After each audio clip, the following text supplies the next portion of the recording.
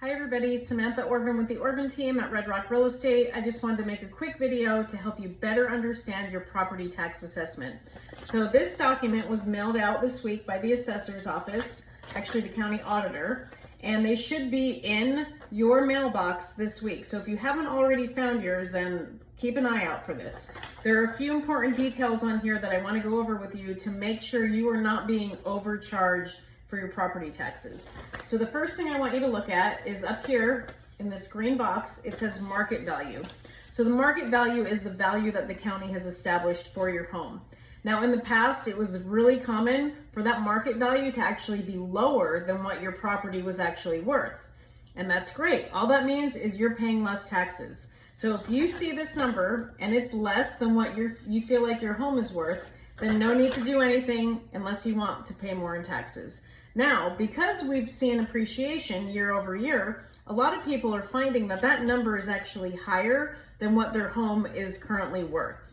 So if that is the case, you're gonna wanna keep watching this video, and then you're gonna wanna click the link below on how to appeal your market value of your home. So this can be done once a year when the Board of Equalization is open, and that opens August 1st and it runs through September 15th. So it's a pretty small window to be able to get that documentation in. But if you feel like this number is higher than what your home is worth, you definitely want to do that. That is going to save you money on your property taxes. If you need any documentation to support the value of your home, such as like comps pulled from your neighborhood, recent sales, please reach out to me. My team and I are here to help you with that. So the other thing I want you to look at is your property type. This is going to be right underneath your name. And I'm going to use this one as an example. So this says primary improved property.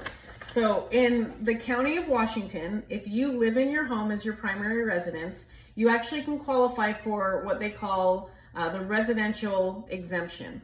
So the residential exemption is going to give you a 45% discount on your property taxes. So if your home's worth $700,000, they're going to deduct that 45% from there, and they're only going to tax you on that remaining 55%.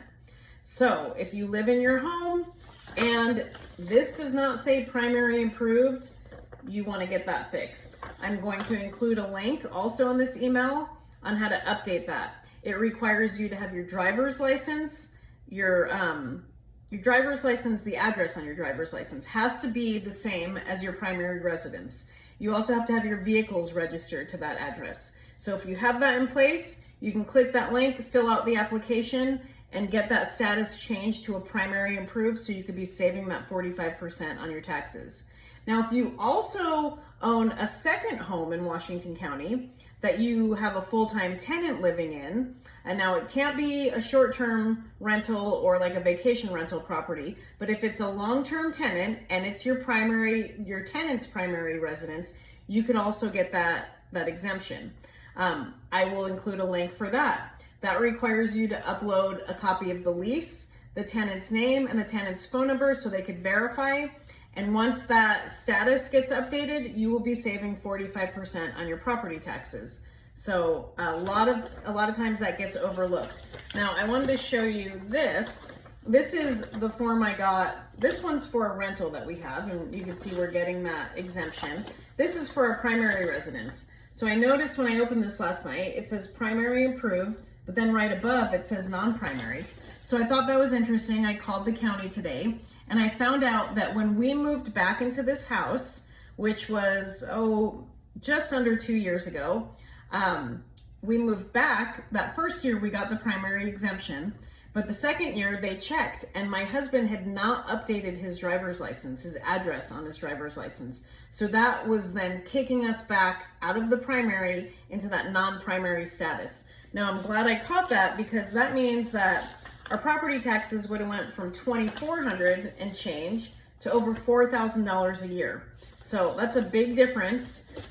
You're definitely going to want to check those items. If you have any questions, feel free to reach out. Again, we are here to help.